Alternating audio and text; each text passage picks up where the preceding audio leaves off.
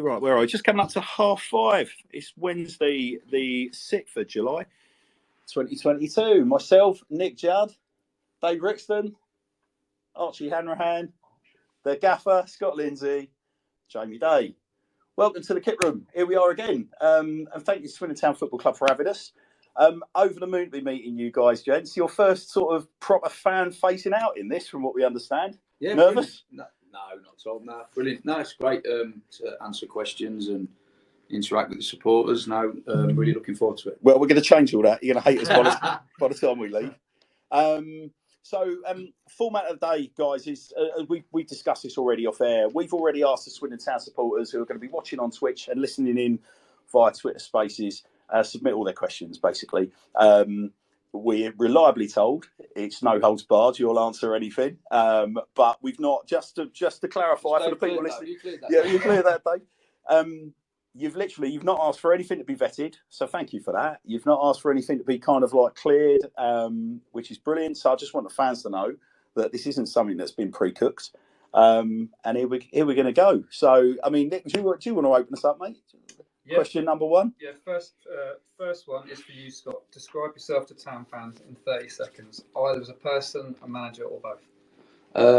As a manager, I suppose, passionate, committed, hardworking. As a person, family man. I suppose. Yeah, that's about it, really. 30 seconds, is that? 30 seconds. And how about you, Jamie? Yeah, 30 seconds, go. I'm the opposite. I'm quite quiet, laid back. Same family man. Love my kids and wife and that, but really enjoy coaching. I think that's something that I really enjoy doing. So, yeah, looking forward to what's going to happen and working with Scott. That was about a minute, wasn't it? No, do you know what? I think he's just about trumped you there, Gaffer, to be fair. I think he's just about trumped you. Compliment come through on Twitch. You've been described as looking sharp. So thank you. Fancy, yeah, or as the kids like to Jamie say, on me. Yeah, fancy drip, Gaffer, is something that's just been said in fancy drip. Right, Scott, this one's coming via Twitter.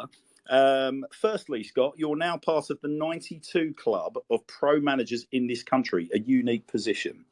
How is life as a football club manager so far, and what's been your biggest challenge so far? Thank you. Yeah, it's I've really enjoyed it. It's been obviously hectic coming in, doing the press to start with, and then I think the biggest challenge is trying to get the right players through the door to bolster the squad. So yeah, I've really enjoyed it. It's been very busy. The phone hasn't stopped ringing. We're of course started pre-season, so we're planning every day in terms of that, in terms of what the players are doing in the training sessions. Speaking really closely with the sports science department, making sure that the players are getting exactly what they need throughout the training sessions. Yeah, so just really hectic, as you can imagine. But like I said, the biggest challenge for me is probably making sure we get the right players through the door, and not just in terms of how we want them to play and how we want them to perform in the team, but more so as well. What's really important is the right people. We want the right people at this football club. We want good people. There's already good people here. We want to add to that. So yeah, that's probably been the biggest challenge at the moment. Awesome. Well, we'll come on to the sort of player that you're looking for a little bit later, but take us back to, obviously we lose to Port Vale, Ben goes. So tell us a little bit about the whole process of how you coming here happened from the moment you've kind of heard about Ben and the process thereafter. Well, I think it was a Wednesday night when the story about Ben got leaked to I think it was a journalist in London had leaked the fact that he was lined up to go to Charlton. And I actually that night I actually had an early night and turned my phone on silent and didn't really know anything about it until the morning. Woke up to a lot of messages. I woke up to a few missed calls from Ben and a lot of messages from other people as well saying, "Oh, I've heard you're going to Charlton." And I was like, "What's going on here?" Of course, I rang Ben back and he said, "Look, it looks like I'm going. I'd like you to come with me." I was like, "Okay." And that was kind of how it come about to start with initially. and then there was discussions. Nothing ever kind of moved forward from that point, really, in terms of never really spoke to Charlton at all. It was kind of Ben was, cracking on in the background doing it. Yeah. And that was it. I went on my holidays with my family. Had 11 days in Spain with my family, and then literally come back, and I was on a week's long course at St George's Park.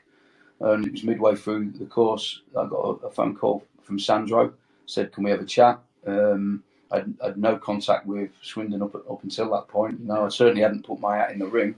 Yeah. And I'd still not spoken to Charlton at this point, and things were kind of bubbling away with that. So I was you thinking? Yeah, I was kind of. We kind of stuck really in the middle, and kind of didn't really know what was going to happen. Yeah. Whether I was going to remain at Swindon, whether I was going to end up going to Charlton, whether I was going to end up being out of work. Because that could have happened where Charlton didn't end up wanting me, and then a new manager coming at Swindon and kind of didn't want me either. So you're kind of going through a load of emotions and feelings and thinking, well, I'm not really sure what's going to happen here. And then it wasn't, like I say, until I was midway through my coaching course that I was on the course that I was on at St George's that I spoke to Sandro, and he said, "Can we have a chat?" I said, "Yeah, I'll ring you tonight." I rang him, and the moment they made it clear, I knew what I was going to do. I knew literally within that first few seconds of him offering me the job. Of course, I didn't tell him that. I said, "I need to go away and think about it and talk to my family," but I knew. Yeah. And I was really delighted. I didn't want to leave this football club in the first place, to be honest with you. And as soon as that was offered to me, it was done, in my opinion. I just had to go home and obviously speak to my partner and to my children. And but in my mind, as soon as it was offered, I was totally on board. Yeah. So it was a nice informal chat with Sandro, not like a sort of formal interview type setup. No, not at all. No, there was no interview process with that. No, it was, I think he'd done his due diligence in terms of going through a process of speaking to other candidates, which is fine, fair enough. He didn't know me. He'd done a lot of due diligence speaking to others, and of course speaking to people that were already here, speaking to players that were already here. And I think that, they come to the decision that maybe the man that they need is already in the building. And, like I say, I was delighted, and the moment it was offered was the moment I knew what I was going to do. Yeah. I just needed time to speak to my family. And like I say, I was delighted, and it's been brilliant. I've really enjoyed every minute since I've been in as the head coach. How have the lads responded to you both, guys? Have you had to tweak your role, like in terms of psychologically for you, sort of going from being sort of the coach? People will use that cliche of the assistant manager putting their arm around people's shoulders and whatnot. Have you had to tweak your approach? And indeed, like Jamie, like you coming in as well, like new with Scott's role changing. How have you worked that dynamic? How have the lads responded to that? Well, I think I've had to change slightly, because when you're assistant manager, you're kind of led by the manager. You're kind of behind him in many ways, and you're supporting him and how he wants to work. Even little things like the schedule, you have to lead by what he wants. When you're the manager, you kind of obviously have to do it your way and how you see fit. And there's slight changes to the working week, not just the working week, but the content of the training slightly changed as well. And what I wanted to do is make sure that the players really enjoyed coming in every day. I'm not saying that they didn't before, that's not what I'm saying, but I wanted to make sure that continued in a different way. I think now that I'm the head coach, you have to be slightly different. You have to kind of look at things slightly different. But Jamie's been brilliant. He's been a brilliant support. We talk for hours and hours and hours about training, about players, about individual players that are here, players that we want to sign.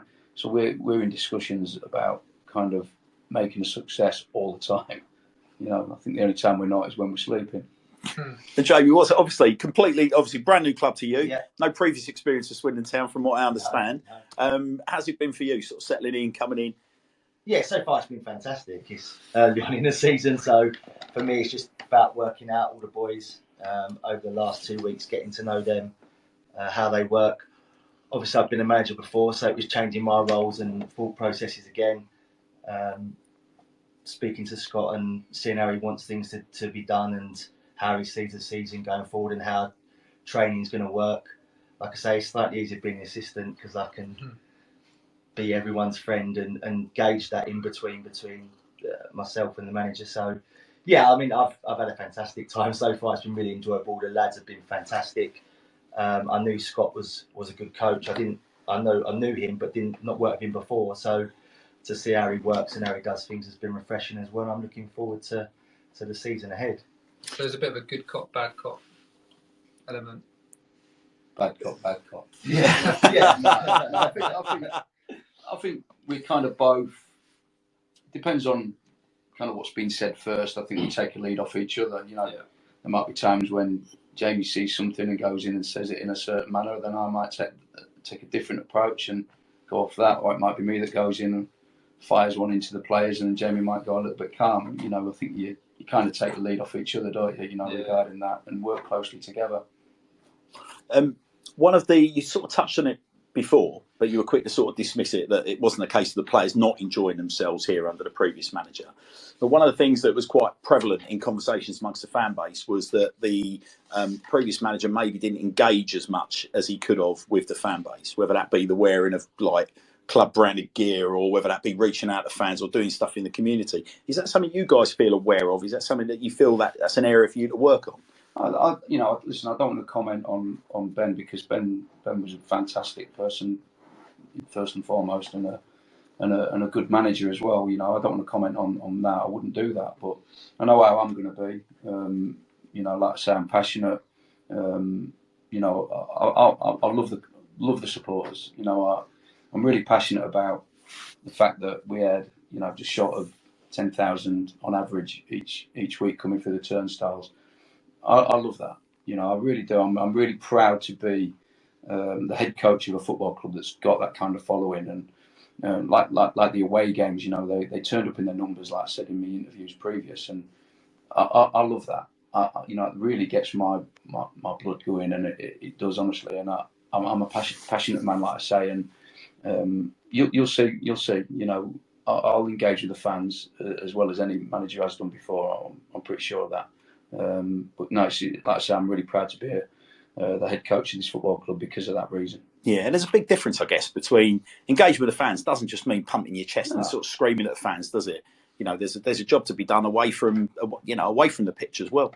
Exactly, and I think just little things like talking to everybody and, you know, and speaking to people in the town and just, you know, whether it's hospital visits or engaging with the sponsors, whatever it may be, I'll do. You know, and things like this, coming on, doing the media stuff, I love it. You know, there's nothing wrong with it. It's part of the stuff that I've got to do now. Didn't do it before as an assistant. It's stuff that I've got to learn and do. And, you know, and I like it. You know, I like doing that. I like to engage with people.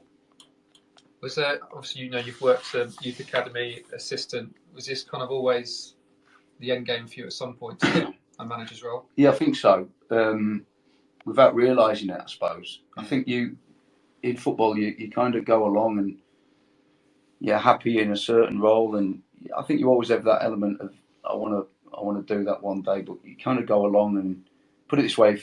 Like I said in previous interviews, if I'd have been an assistant manager for the next 10, 15 years and retired doing that, I'd probably be happy and take that. But equally, when an opportunity comes up, I'm going to grab that as well, you know, and it has come up, and I'm going to grab it, and I'm going to do my best, and I will do my best because I know how hard working I am. I know, you know, I'll put everything into the job. That's without question. But yeah, I suppose, you know, throughout my coaching career, you know, in the back of your mind, you're always thinking, I'd love to be a football league manager one day, you know. Yeah, I think so. So is there, now you've like stepped into the role, is there anything that keeps you awake at night? He's snoring. We're not in the same bed, by the way. I was going to say Morecambe and Wise sort of setup going on. Yeah. No, not really. No, I'm quite. I do know how to switch off. You know, I'm full on when I'm here. We work extremely long hours at the moment because obviously we just come in and we're trying to sign players and there's a lot going on. So we work extremely long hours. but that's normal, I suppose, in football management. But I do know how to switch off. I go home at weekends. I spend real quality time with my children and my girlfriend, and I do know how to switch off. At night, I sleep really well, and we're up the next day. We're up quite early, and we're off again.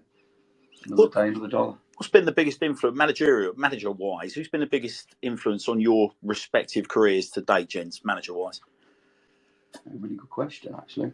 That's actually, I should give him a name check for that. That's from Steve Jones via Twitter. We have got a few that are coming direct from Twitter now as well. So, thank you, Steve. I think for me, I worked with Don Howe and Arsene Wenger, and they were two really important people in my coaching, learning from them and then taking that on board. And how I work when I'm older. Don Howe was unbelievable coach. His enthusiasm, his knowledge of the game, for his age at that time as well, he was 60 odd, was unbelievable. So then people stick in your mind. And Arsene Wenger come to Arsenal, and how he transformed that club. From there was a drinking culture, and it was a bit old school. He'd come in and training was timed, and there was different types of training, and there was stretching introduced, which wasn't really done before, and the diets were changed at the club. And to see that, put a little thing in my mind that if I was ever going to be a coach or a manager, I would have them ideas to take forward. Yeah, I think from my point of view, from when I played more than anything, more than kind of when I've been a coach or an assistant, I think I played under Tony Pulis for a very small period, but his presence was just, he walked in the room, you knew he'd walked in the room, sort of thing. Even when that was at Gillingham back in 1995. He kind of only just been a manager recently. Before that, I think at maybe Plymouth or Bristol, one of them two clubs before he come in at Gillingham. So it was kind of the early stage of him being a manager, and you kind of knew that he was going to go on and be a top manager. I'm not saying that I'm going to follow Tony Pulis in this playing style or anything like that, but I just felt that he had a real presence and a belief in himself. I remember sort of like having discussions with him on the training ground, and he really believed in what he was putting over to you, and you kind of felt you've got to be like that. You've got to have that real clarity about your message to the players, Yeah. Darren Jackson via Twitter has just asked, what current manager do you most admire? As in still practicing the arts as we speak. Listen, I like Klopp.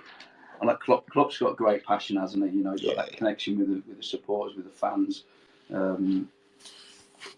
He's just a likeable guy, isn't he? He's just got that big smile, and I think he's great with the players. You see his connection with the players as well. I really like the way he is.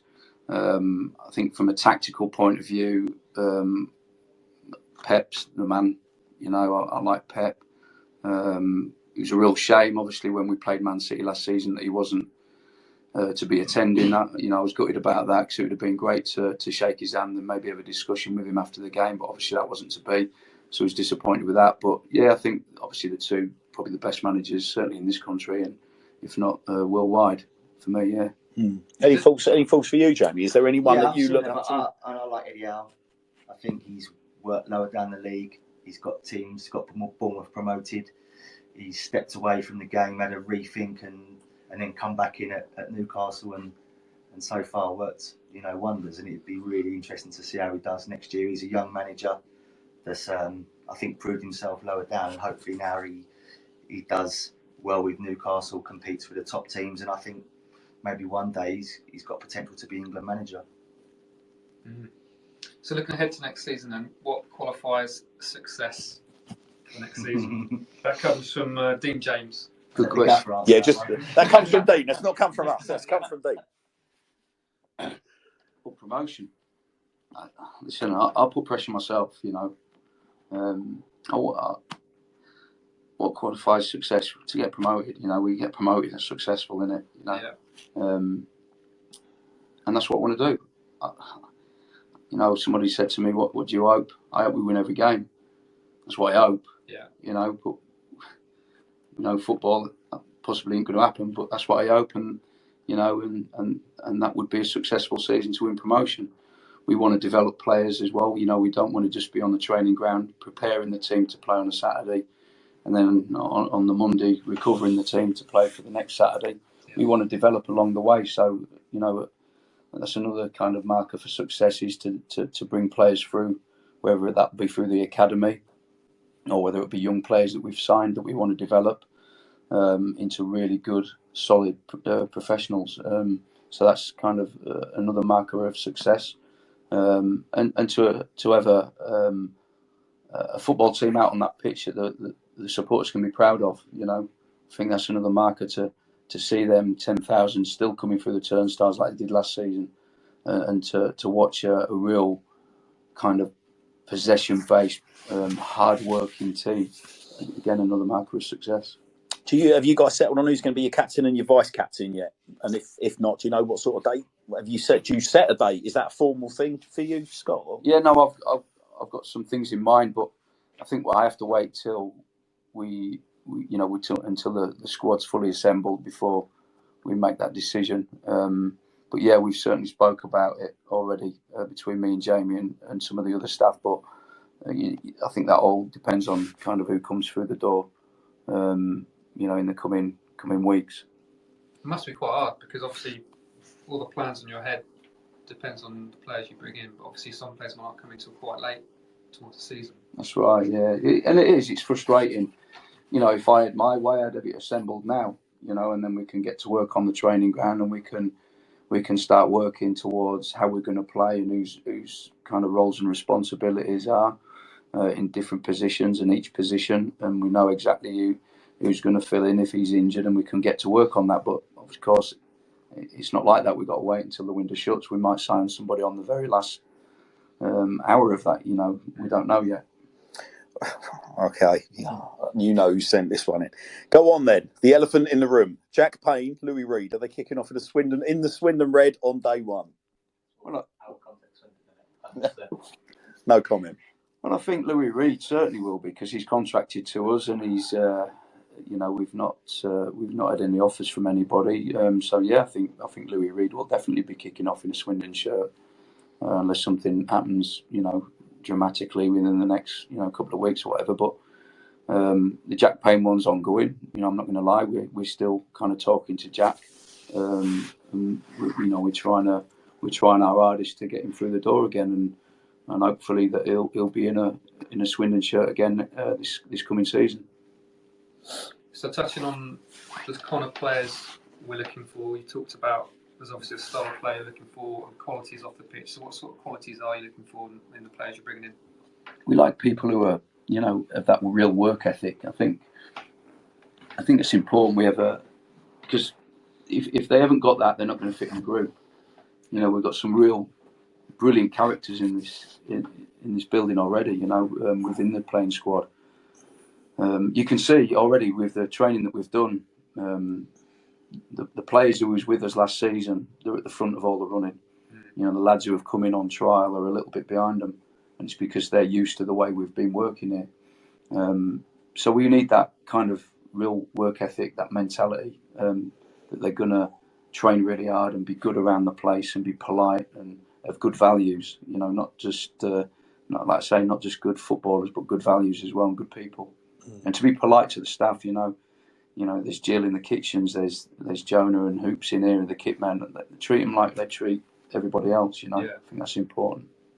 So, I'm a prospective Swindon Town signing. I'm not, clearly, but let's say I was. Sell Swindon Town to me. If you felt that you needed to sell the club to a prospective signing, Scott, how would you go about doing that? Well, what we've done is in meetings that we've had, we've presented to them. We've put a presentation together, and we've showed them, for argument's sake, depending on what position you'd be, we've showed them clips of the team from last season and certain aspects of where I think we need strengthening, and then I would show them clips of them, how they would fit in to the team. So that would be kind of from a tactical point of view, and then we would speak about the football club and kind of the values of the club, and going back to what we spoke about before about what this football club means to the supporters and how it is kind of that, and throughout the years it's always been a football club that's suited that possession kind of style of play. I think, you go back to the Glen Hoddle days and right through the Canios and to even to the Mark Cooper days, when we've always had good footballing teams here and always played that kind of possession style football, you know. And I think that's an important kind of selling point for me. And of course, I think when we're speaking to certainly the younger players, we feel that we can develop their game because of that possession-based style. And we think that that's a massive selling point, where they're going to kind of showcase themselves in a better team, a team that have the ball a lot, a team that gives certainly strikers a goal-scoring opportunities. You know, you look at strikers that we've had in previous seasons, certainly last season, who have not gone on and scored loads of goals in other loans that they've had or other places that they've been to, but they've come to us and scored, scored goals because kind of the way we've played. Mm-hmm. So I think from a tactical point of view, it's kind of quite clear and easy to give the message, but obviously as well to let them know that this is a really passionate, well-supported football club that have that identity of kind of how we play. Yeah, and I guess on a very, very basic level, there's not many clubs out there that are going to offer players that are going to be playing League Two football, potentially up to 14,000 fans to play in front of. This is a great venue, unbelievable support. I've never seen a League Two club like this. So, to offer that, and the gaffer's done a lot of miles meeting players and showing that we're approachable and we care, and the club cares about the players that we're bringing in. I think, if I was a player wanting to look at where I want to go and develop, this would be top of my list. As a player. Mm-hmm. How quickly can you tell if you're meeting a player for the first time and maybe got someone coming on trial? How quickly can you tell if they're the sort of right sort of personality and player that you're looking for? I think we do sort of like a lot of due diligence and background searches on their character before we meet them. Yeah. I think we wouldn't go and meet a player if we hadn't have done that already. Is that chatting through their previous coaches and stuff? Yeah, kind of like just people you Yeah. Pretty much every player in the game, you'll know somebody who knows them, and that's kind of just doing the background searches and finding out their character. So you kind of work that out before you'd go and drive to Birmingham or Liverpool to meet them. Do you know what I mean? So, and then when you get there, you get a good feel from them. And we met a player last week, and there was me, Jamie, Sandro went up, and we met a player with his agent, and we were all sat round, and I wanted to present to just him. I wanted to kind of get that connection between manager and player straight away. So I got my laptop and shoved it in the corner. I put my arm around him and went, "Here, look at this, what you did against us last year." And I felt that kind of worked, because he felt like, he's like, it's me and him sort of thing, and I wanted to get that kind of connection with him early doors. And I feel little things like that work when you go and meet players. Jamie, superstitions. People want to know about your superstitions. Have you got any? When I was not as a coach, as a player, I would like put shin pads on, the left shin pad on first before the right one, and then if you won, you look for the same box of shorts for the same game to make sure. But as a coach, I think. Oh, and hang on, did you wash them? Yeah, my wife did. Yeah, not me. But as a coach, I think you sort of take a step back a little bit, because it's we've done the work in the week with the players, and the players are out there now, so it's a little bit out of our control when the players are there. So superstitions sort of go out the window, and just hope they take on board what we've said and go and win the games or perform to levels that they're capable of doing. Gaffer, got any superstitions? No, I'm just thinking it now. I don't think I have. No, I think what you end up sort of like working towards a pattern anyway, don't you? Do you know when you're prepping for a game, you normally do the same things on a match day. Saturday morning, you normally eat the same food, or I wouldn't call them superstition. I think it's just a pattern of how you work more than anything. So no, I'm a bit boring on that. Routines. Yeah. Have you picked up on any of the players' superstitions yet? Is there anyone you want to dig out and humiliate, but publicly? No, not really. I think Harry McCurdy used to make his own shin pads and write stuff on them before he'd go out and play. Usually something to do with Chelsea. He'd write something on, like put a date on when they won a FA Cup or whatever. He'd usually do something like that and put them on, and just little things like that. Music, they just play certain music in the dressing room at certain points and that, Well, you've got a question here, but it's just coming about music. So you get control of the stereo in the dressing room, Gaffer, for one game. What's on your playlist? Oh, Stone Roses. Stone Roses. Yeah, it's got to be the Stone Roses for me. Yeah. Someone else is asking, Nirvana or the Foo Fighters? Nirvana. Noel or Liam? Oh, that's a tough one. Don't shoot the messenger. I think I'm gonna go. Yeah, I think I'm gonna go Liam. Yeah. Liam, yeah. To be fair, I think that ashes you up the credibility list a little bit there, Gaffer. I think we're going to go with that. Most cringeworthy item of clothing, Gaffer, in your wardrobe. Be honest. I've got a velvet waistcoat. Southgate style, but velvet. Yeah. Jamie, what's your favourite cheese? Favourite cheese? Stilton. Stilton. Gaffer, your favourite cheese? Yeah. I like the garlic roulette one. Oh yeah, you're all right. I see that. With the nuts on it or without? Yeah, yes. Like it. Know me cheese, Gaffer. Know me cheese. Going back to a football question, do you guys plan to appoint a number 3 to assist both Jamie and yourself in the role before the new season? Yeah, I think so. Yeah, we're kind of in talks now with another coach to come in and support me and Jamie. So yeah, is the answer to that. A penalty kick to win the league. Who out of the following do you choose to take it, Gaffer? Clem Morfuni, Rockin' Robin, Rob Angus, me, or you? Me all day long. All day long. That's some big chat, Gaffer. That's some big chat. Me all day long. Have they put the goal up yet? No. Yeah. No. Well, could be a date, Gaffer. I'll tell. Right. We go. I think we've got a couple left there, Gaffer. If you've still got the time, I think we've got a couple of minutes left. Have we not? Jamie, here's one that's just come in for you. The biggest guilty pleasure, Jamie, in your fridge or snack drawer, and was it influenced by any of your career moves? That chocolate all day long. Tony's chocolate bars, unbelievable. That gets stacked away in the bottom so the kids can't get it. Tony Chocolonely, we're talking here, aren't we? The fat one. And once they're gone, then it's out. And what's your choice of tipple, Gaffer? A nice malt whiskey. Tidy. Irish? Yeah. Yeah, splendid. Jamie. Some of these questions. Would you rather fight one big duck or 200 little ducks? Just go for the big one. And what would be your tactic? Just steam it in as fast as I can and try and knock him over. And then run. Makes sense. Gaffer, our closing question. The Kaiser Chiefs predicted a riot. What do you predict? A good time. We're going to have a good time. Hey, I can't say fairer than that. Yeah, Gaffer, thank you very much. I hope that is not just going to be.